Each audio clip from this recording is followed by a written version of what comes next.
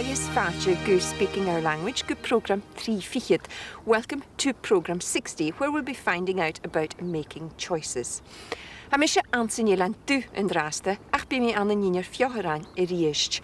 Later on, we'll be going to Dingwall, where I'll be meeting this week's guest learner. Right now, I'm in the Black Isle at Gope na Cananich, Chanonry Point, which is where the Brahan Seer, Canioch Oer, was burnt to death in the 17th century for making predictions that the Countess of Seaforth didn't like. Coyu, Eistjevin draste son big would it be big. Notice sometimes that forms of vig are emphasised and sound like viig. Eistjevinish. Low mileage. One careful owner. Reliable. As you gear a car, ma. Woe. But a car shot come after the And big. Oh, big. Shot and car a shower of a div. See you, Sheikh.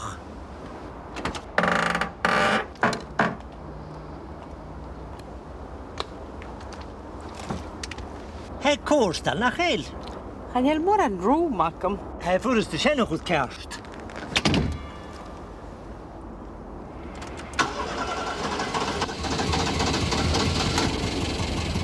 En ben je maar de waterway? Bier, bereid je toch schijnale de waterway. Ga woe die Ferrari in een Porsche. Smeunig. Gaan hier in karen we gekold kus petrol. Zullen we gefest trouw met de petrol? Ga bier, ga we trouw met de petrol iets. Daar is het mij de kakawat. Kan je? Wel, die berg. Wel, bij het dolkoloe, ga we gol kus petrol. A kees tak hem gedaan. Check.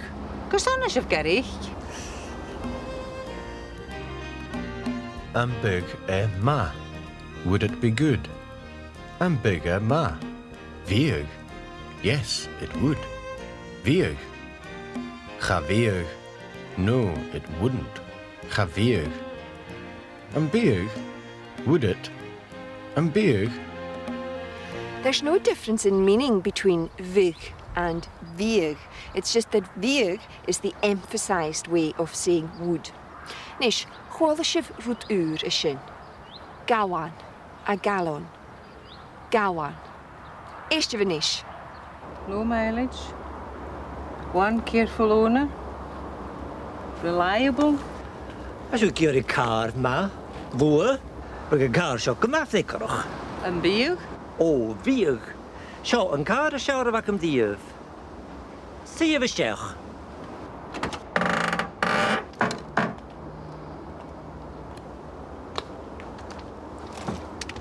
Hey, course, dan nach heel. Gaan je maar een room maken? Hij voor ons de schijn goed kerst.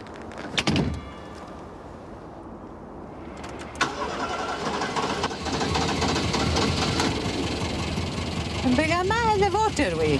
Bier, bereid je toch schijnale de waterway. Ga woe die Ferrari in een Porsche. Smeunig. Gaan hier in karen we gekold kus petrol. Zullen we gefest trouw met de petrol? Ga bier, ga we trouw met de petrol iets. Daar is het mij de kakawat. Kan je? Wel, die berg. Wel, bij het dolkoloe, ga we gol kus petrol. A kees tak hem gedaan. Check. Gestern is gericht. Vig or viig, chavig or chaviig, and so on, stand for would and would be. They're also used to express something that happened regularly in the past. So, for example, vig can stand for he used to. There's also a special form, being, which stands for I would be or I used to. Eistjevinish seo.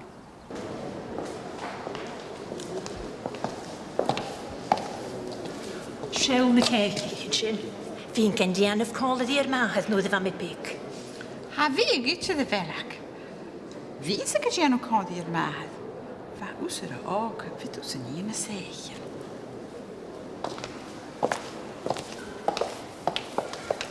O, chéich siwl yn cartw sin. Fi gyn dochted y draif eich car mar sin.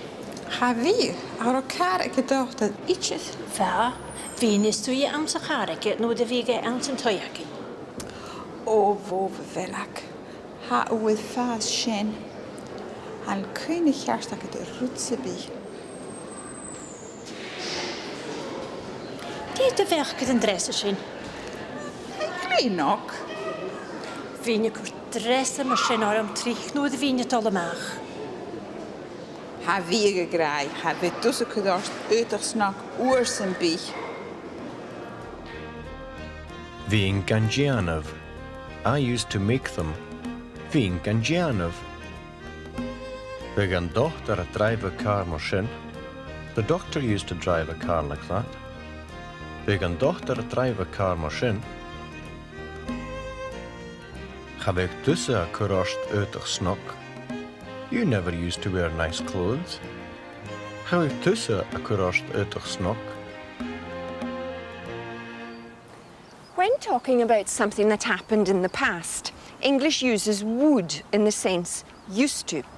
Gaelic also does this with vig, viig, and viing. For example, viing is suye an sa chareke nor a vige an san tayaking. I would sit in his car when he was in our house. Viing is suye an sa chareke nor a vige an san tayaking. Smenich hif irishin nor a yeistishin ri anti-Belak agus anti-Kate a riist.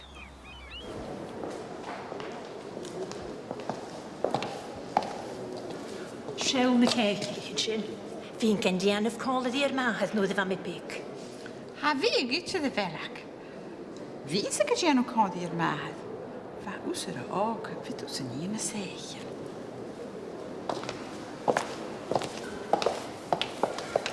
Oh, jee, sjøl een haar tu sin. Wegen dacht dit drive ik haar maar sin. Ha wie? Aan elkaar ik gedacht dat ietsjes. Va, Venus tu je am sa charige no de vige an sin toyaki. O bhóbh bhealach. Ha bhfuil fás sin. An cuine chearstach de rútsa bí.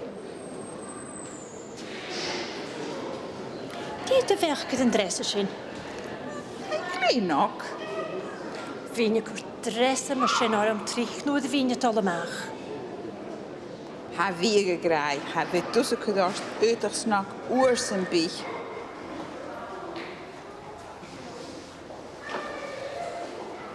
Ansanafis clonishing beamage, we would, beamage, and beamage, would we, beamage. Ha ian agus sionag y coiad tehen. Eiste van ish.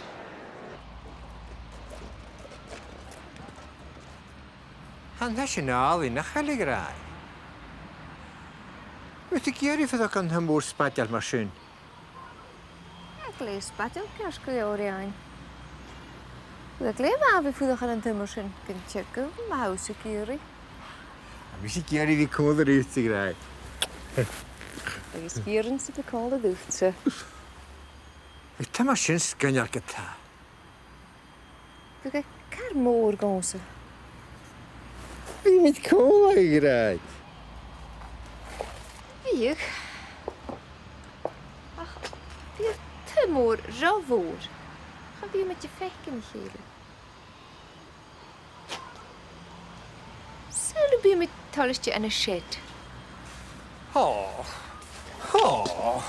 Wie met je vechten gelen. Agus wie met je vechten gelen. Vatten waar. Hoe waar. Wel, wie met klee haal ik aan de shed me ha. Trouw het.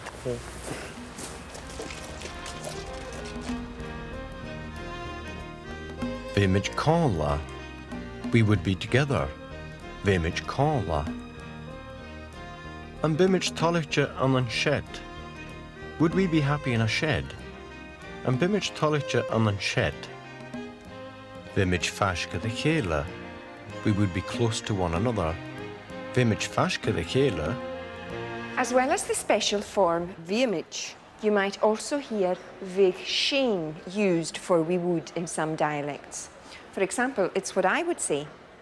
Coyu, in draste, eistishin ri ian agus shonak riist. Shoyat.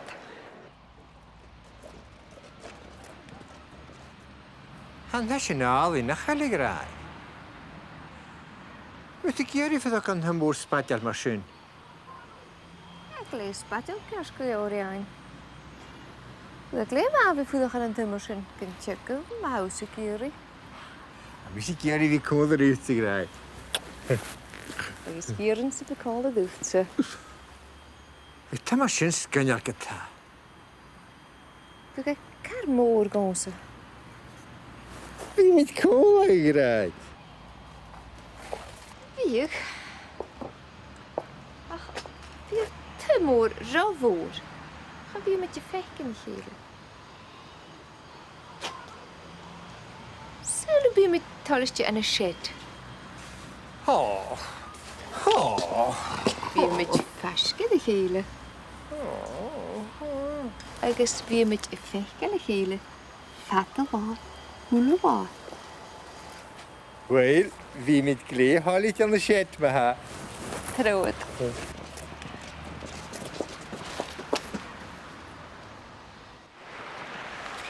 Ha mi an ros werk ní inis, agus híisih go bhfuil traien bria a seo. Maar wist de wur bla, fige ma a golf in af fesker stochen.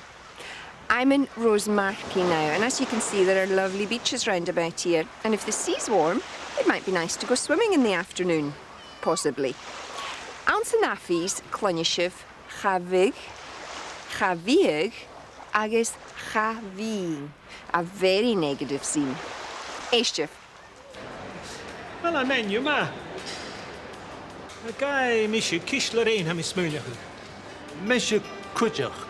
A daad is ook klevanis. A koker oorach. Han beef hatten a sjar na bouwe.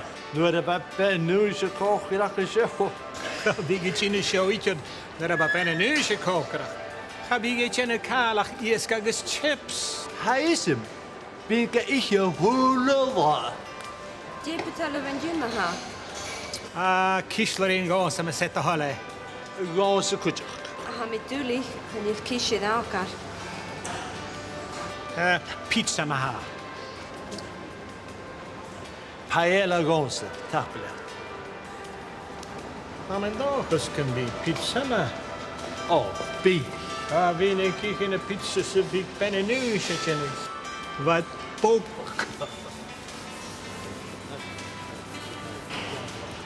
En wie is dus chips kerst geljoor? Javier. Javier. O, ga dit gekookt dit kalele janef. Dan gaan koker oorach. Ganelle niet. Ben een neusje daas. Chaveen a cheen a shaw itcher. I never used to come here at all. Chaveen a cheen a shaw itcher. Chavegi a chiano kal ach ears agus chips. She never used to make anything except fish and chips. Chavegi a chiano kal ach ears agus chips.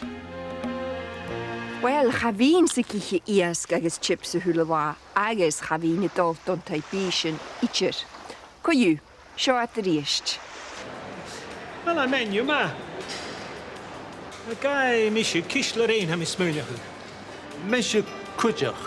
A daad is ook klevanis. A koker oorach. Han beef hatten a sjar na bouwe. Door de papen nu ze koker ach zo. Wie gaat in de show iets naar een bepaalde neusje koken? Ga wie gaat in een kalach eerst gages chips? Hij is hem. Binke ik je hoelova. Die betalen van je maar. Ah, cyslerein gos am y set o hole. Ganse kutjach. Ha met dulig, kan je kiesje na elkaar. Pizza ma ha. Paella ganse. Tappele. Maar mijn dochters kan die pizza ma. Oh, bi. Ah, wie ik in een pizza zo big ben een neusje kennis. Wat pop.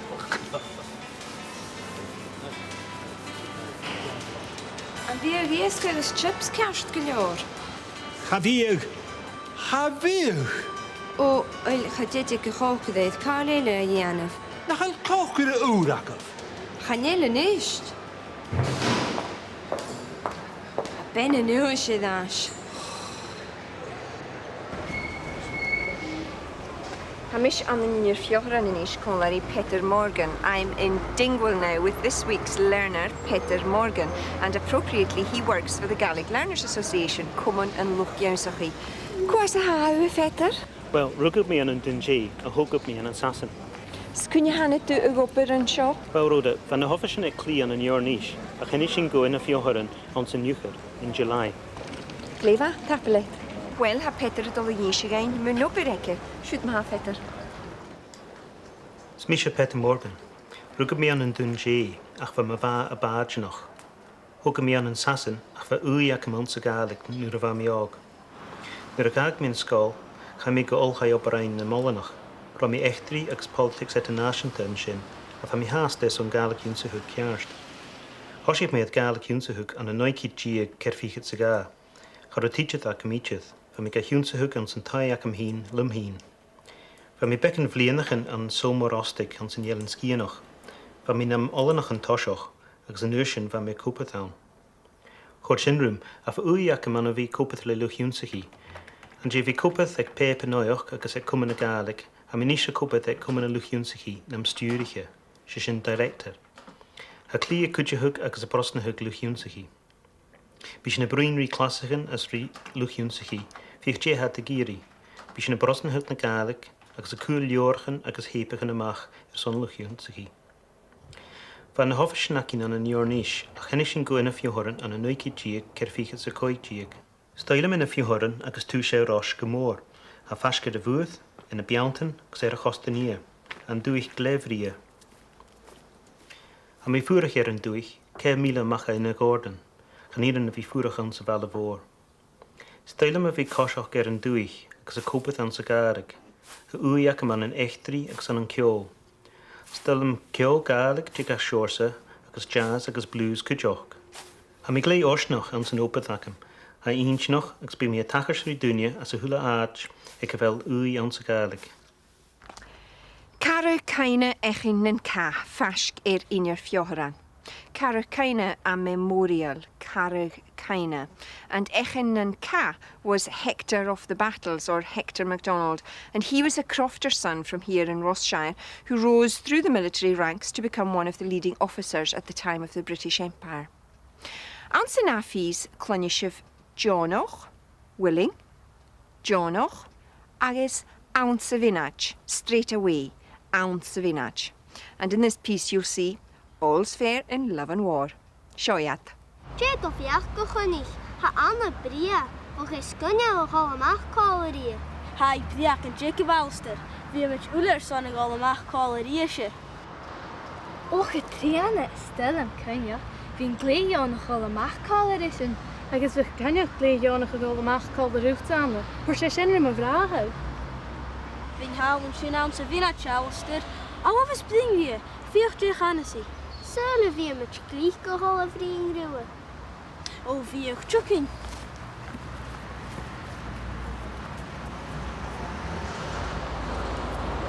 Has je wel? Hallo Anna, en biedt er John nog allemaal coverum? En biedt John nog allemaal coverum te Alistair? Wel, heb je nog hekel aan? Wie een gleejo nog allemaal coverum, die kun je gedaan. Een bier? Wel, toch blijft er zo'n bringri Alistair. Is je niet eerst?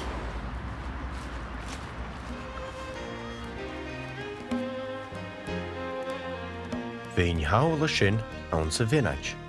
I'd be over there straight away. Vein howla shin ounce of vinach. And beter Johnach a golamach conlerum, would you be willing to go out with me? And beter Johnach a golamach conlerum. And being Johnach a golamach conlerutsa, would I be willing to go out with you? And being Johnach a golamach conlerutsa. Alistair Boch. Well, we get frekkeroch agus femol eistjoch ri sin I riest.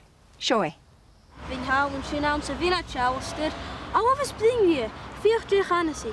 Zullen we met gleich gehollen vrienden ruwen? Oh, wie chucking.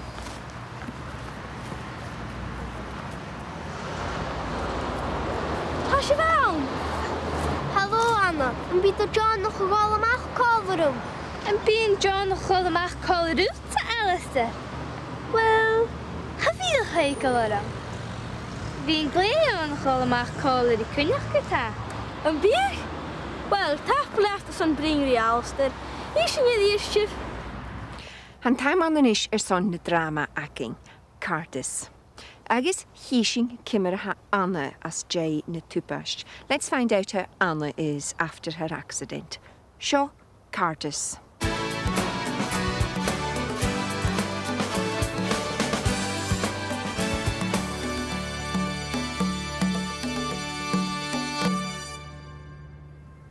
Han G siacad grot. O, gasio na hyn siwf go. Voor de kook minetje. Bij is dat het nodig hikamo. Na fwr o'ch chi? Ís go nisio. Chanís, ga fi gael kerst.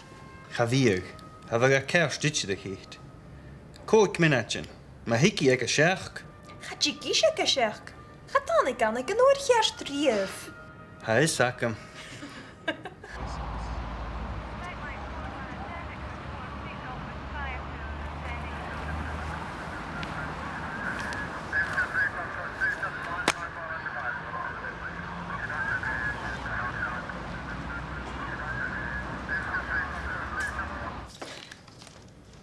Sjaw, o heen agus ama. O, nan begis ik hem al her. O, maar graag. Zo, eeuwen eens kicht. O, gemak mission. O, moest eeuwen kan valken naar bij jogger. O, koeien akkem. Is er niet kicht? Hoe je krijgt kleegasten. Hoes me kan bieren gasten en begis soper. Ha kastel en jay scherk. Kaartje wil allemaal. Och, hikkie. Oer ik een. Sjaw lien. O heen agus ander een draai. Tjie, hoes me sjaw, hè? Kort ik wanneer vind die Anna met ginger? Gaat je nou, was je een smuidige? O, ha me dullig. Wat doe ik hem brieven gaan uit Jana? En vetjen tien is jaag. Vudi, ik was jaag.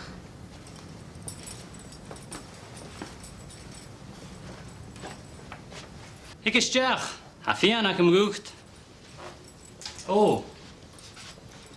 Tja, kjare gecht. Ga jullie zakken? Wel je verjaardag er Anna en ik nekkel. Ha. Jay haghet. Shaw Young Stewart, hij heen aan het al afzug. Ik is nog zie chef chies. Jay haghet. Ha me dullig. Dat typisch dan. Er een raad dat college dat teven heine. Ga Anna waar eigenlijk kaar.